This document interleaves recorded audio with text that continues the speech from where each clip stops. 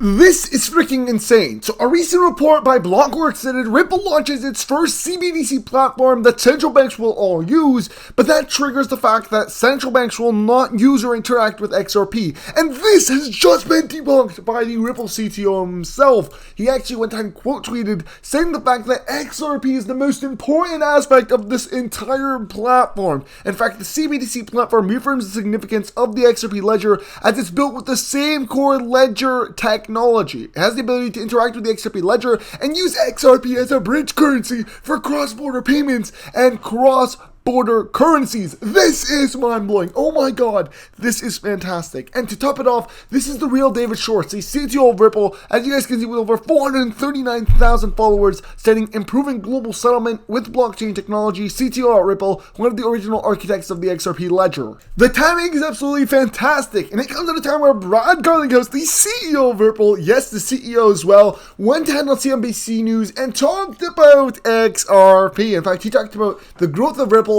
why Ripple is going to leave the United States of America and grow into other countries like Switzerland, like Europe, like, the Middle East. And so I'm going to go ahead and roll the clip for you, but this just shows you guys, XRP is going to become something. This is what we're talking about. When we talk about CBDCs officially using XRP, this is what we're talking about. It's officially getting integrated, and there are predictions by venture capitalists that have stated that once this actually goes into full implementation, the Ripple loss is done, it gets integrated XRP into all of central banks, which this system is going to do. We are going to see XRP hit into the thousands of dollars. Predicted is $10,000 to $40,000. So again, let's go ahead and show you the clip, roll it for you guys, and be right back. Let's get right into it. Given the fact that there's a lot of caution out there in the investor community after a number of high-profile collapses in the crypto world, by getting in on the infrastructure more, are you trying to iron out some of the risk and volatility that's associated with this sector?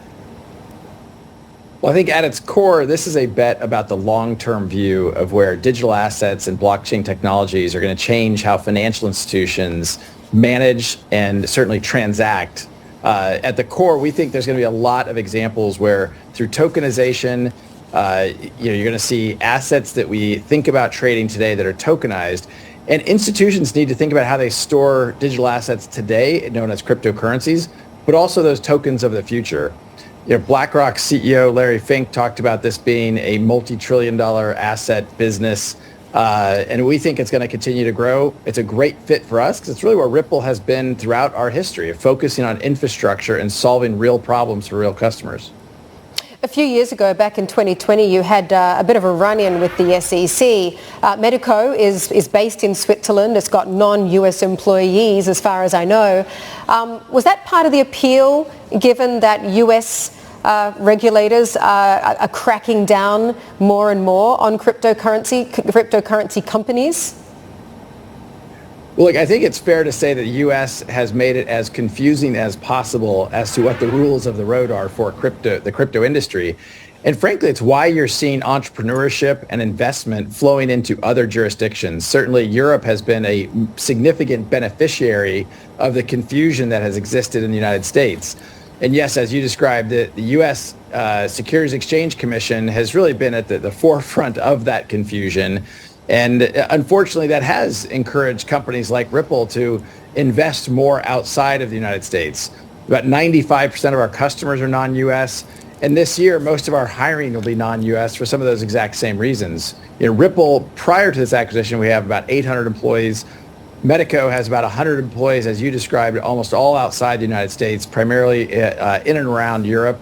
So we think it's a perfect fit, both from the type of customer, where we're trying to grow, where our customers are today. And so we're certainly very excited about it.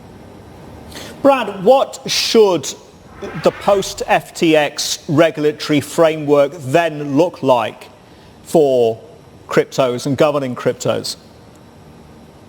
I think it's a really important question because I think we conflate what happened with FTX as a crypto problem. And really, look, from my point of view, at its core, what happened with FTX is called a fraud. And frauds happen in lots of different, unfortunately, asset classes. It's not, unfortunately, specific to crypto. But when I talk about providing clarity and rules of the road, the rules of the road for FTX were clear. They just broke those rules. The challenge here in the United States, where Europe really has provided leadership, and countries like UAE, certainly the growth you're seeing in Dubai, but even the UK and Singapore. They're providing the clarity about how they will regulate these digital assets, and that allows, through those rules of the road, that allows entrepreneurs, that allows investors to go engage constructively with regulators. And again, the reason why Medico has been such a perfect fit for Ripple is from its beginning, it's been focused on infrastructure, enterprise, and working with the regulators. These are all regulated entities. That's true of Ripple's customers today, and the reason that we think Medico is such a perfect fit, we're willing to pay $250 million, was because they also have that same DNA and that same ethos of focusing on an enterprise customer, working with regulators, and really being very global from the start. And before, of course, we go ahead and complete this video, we have to end it off with this breaking news that happened on May 9th of 2023, stating Ripple's CEO just explained a $2,531.29 XRP price analysis. This, again, is mind-boggling because everything is happening back to back. We're getting all the juicy news, and the price of XRP is about to hit the moon. That being said, guys, if you guys did enjoy this video, subscribe to the channel, smash the like button, of course, do that, and share this video to your friends and family. And a shout out to the sponsor of today's video, Dexpool, which will be linked down below, and you'll be able to stake your XRP or your crypto in general on their platform. Get rewarded every 8 hours, and to be honest, guys, I've been personally staking for them. I've been making a lot of money. They're very good in terms of being efficient, being quick, and you can withdraw at any time. And of course, you can easily set this up. I have made videos on it, and I will be making another video on it in the future. But make sure you guys check them out. The link will be down below, and I'll see you guys in the next one. Peace.